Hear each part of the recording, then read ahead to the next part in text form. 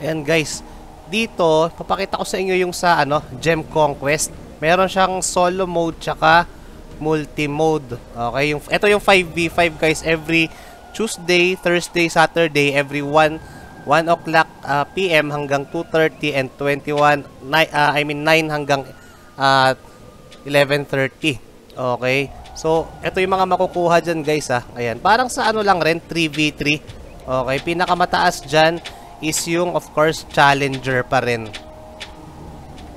So ayan siya. Yan, 15% PVP damage reduction tsaka damage. Ganon siya. Okay, so yung makukuha nyo dito guys, yung panggawa yan ng shining set. Eto. Yan yung shining set. Okay, which has set attack HP 5% tsaka set max HP 5% at saka set attack ng 5% kapag nakompleto. Okay, kailangan mo kompleto lahat to. Parang sa Freyer set. Ganon naman siya.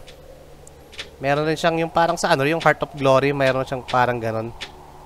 So, ayan, yung sa yung makukuha yung Shining Shard. Yan yung panggawa ng Shining set. Okay? So, tara. Samahan niyo ako. So, paano ba to? Okay. Ano to guys? Nakatank build ako dito. Ang kailangan dito, yung pinakamakunat sa inyo, siya yung kukuha ng mga gem nasa gitna. Kung mapapansin nyo yung nasa gitna, yung may purple doon. Okay, na parang gem. Ganyan. Yun, doon lalabas yung mga gem na kukunin nyo. Kailangan protektahan nyo yung holder ninyo ng ng gem. Kailangan protektahan ninyo. Okay, kung sino pwedeng kumuha na yung makunat o depende naman, kahit di naman makunat, pwede na basta dumistansya lang. Okay, so ganon siya, ayan.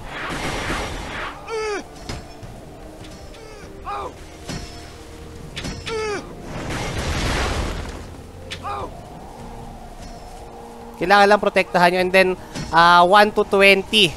Okay, paramihan ng gem to. Kapag namatay yung holder ng gem, malalaglag, pwedeng makuha ng kalaban. Okay, makukuha ng kalaban yan. Siyempre, malalagdagan sa kanila. Raise to 20 yan.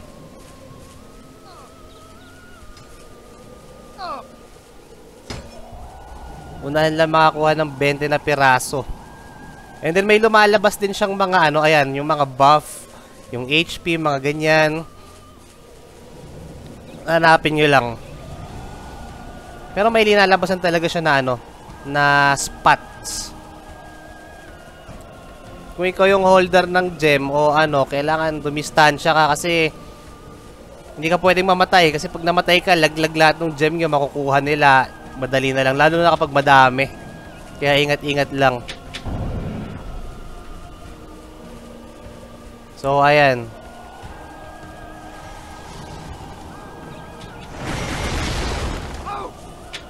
Naka tayo to guys, naka guardian tayo dito. Tapos, pure def, naka pure def talaga. Ayan, binabuff ko rin yung mga kasama natin ng pang def nila para hindi sila kaagad mamatay.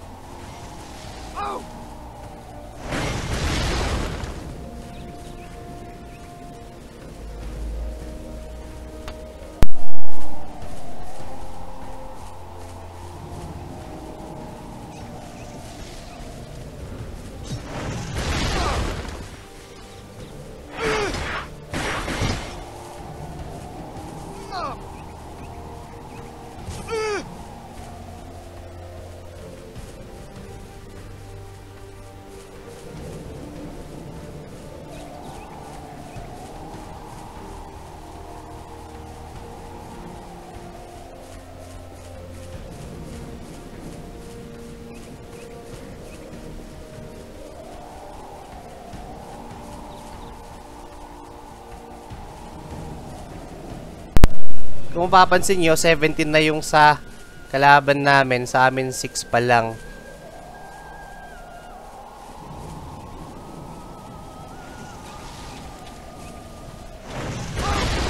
Tignan nyo, mapapansin nyo, si Crinkle, hinahabol nga yung top gem holder. Ayun o, nasa kabila. Diba? Hinahabol nga yung top gem holder nila.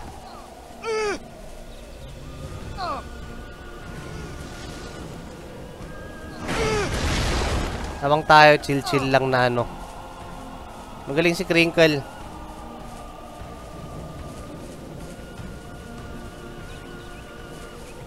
Ayan, so, nakumpleto na yung 20.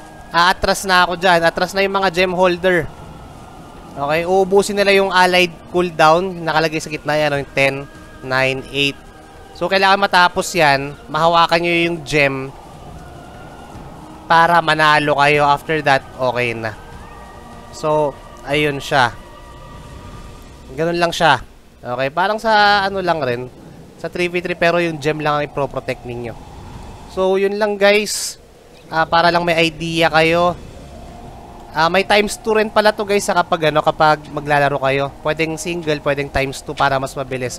So, this is RP from server 25. Maraming salamat po.